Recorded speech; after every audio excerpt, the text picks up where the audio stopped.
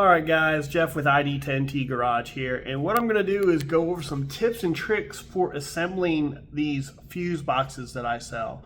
They are for 69-70 Mustangs, 70-71 Torinos, and I believe 69, maybe 70 Ford Cougars, and it'll probably fit some more that I'm not sure of. I just don't know how widely the same fuse box was used.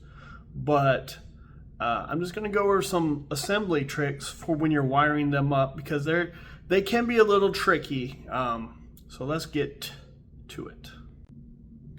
Alright guys, so this is our wire connector. The biggest thing is this little tab right here. This is what locks it in place when you put it in to the fuse box. Now something I like to do with these is I like to pinch down these connectors and make sure our fuse is going to go in there strong. I don't put a lot of pressure on there, but I pinch them down, make sure that they're nice and tight. That way when our fuse goes in, it's not loose. Now what you do is you get here and you're just going to slide it in initially. There's a little hole that I don't think I'm going to be able to show you on here on these little fuse boxes. Basically, that these go towards that little tab, and it's got a little piece that's going to click into. So what you do is you slide this in here and it should go down, right? And the key to this is there'll be a little clicking noise. Well, it's hard to just push the wire in. It actually just made that click a little bit and it came out, so that tells me it didn't fully seat. So I bend my tab out again and put it back in here.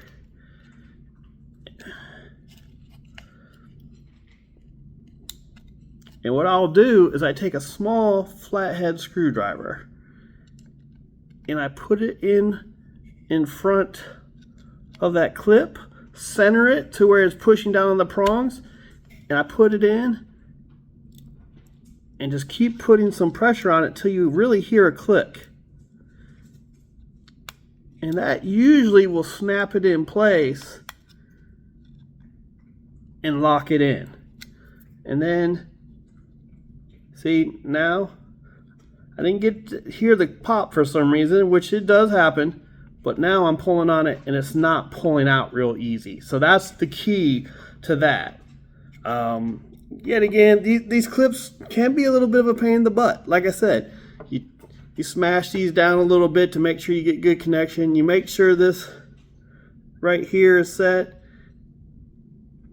and then you use the screwdriver to get everything in place so they're locked in there. So that's the biggest thing with these. These are pretty simple boxes. I have bus bars that are solid copper bus bars. This is your main power lead here, and it supplies power to these two top fuses and your accessory fuse.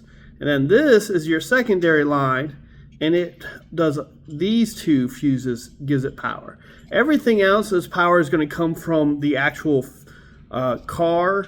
There'll be two per basically fuse connection, and then of course there'll be a bolt right here for your accessory fuse for anything you want to add, and that just uses a 20 amp. And now as you can see, these are pretty well labeled at this point. It's a little backwards. Let me see. Oh. Yeah, it really doesn't show very well this way, unfortunately. Hard to read, but it's air, and we have our amperages, 30 amp and 14 amp, 4 amp, standard fuses, and that's basically it. Those are just some of the quick, easy tricks I use to get them snapped in place. Like I said, if you don't do that, these can slide out.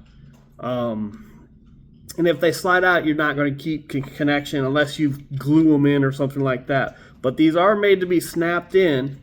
And I try to insulate all these. I'll actually show you one that I've completed. This one right here, as you can see, there's black goop. That is liquid electrical tape.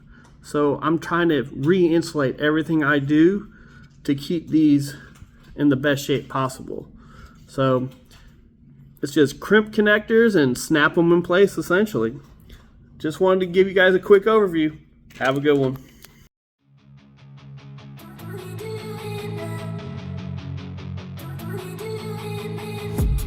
I've been dreaming on in my head like I've seen it. A life worth living is a life with meaning. I'll do what I love till my heart stops beating. I'm feeding this